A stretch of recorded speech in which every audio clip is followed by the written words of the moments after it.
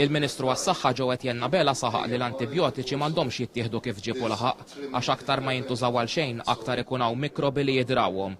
F'taħdita fi New York dwar l-AMR, jiġifieri l-mikrobi li jidraw l-antibjotiċi, il-Ministru Abela qal li meta xi ħadd ikollu bżonn l-antibjotiċi, id-deċiżjoni l-aħjar li joħodha tabib.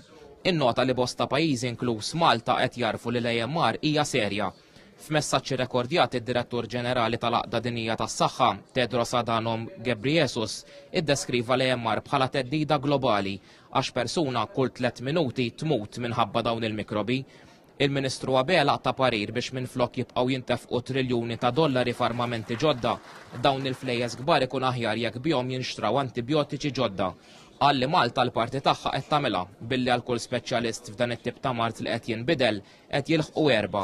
Preżenti għall-laqgħa fost l-oħrajn il-Kummissarju Ewropew għas-Saħħa u s-Sigurtà tal-Ikel Stella Kyriakides li qalet li fl-Unjoni Ewropea kull sena mal-35,000 ruħ imutu kaġun tal-AMR.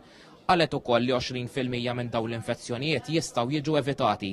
Il-laqgħa ġiet organizzata mill-Oman fil-marġini tal-Assembleja Ġenerali tan-Nazzjonijiet Magħquda fi New York.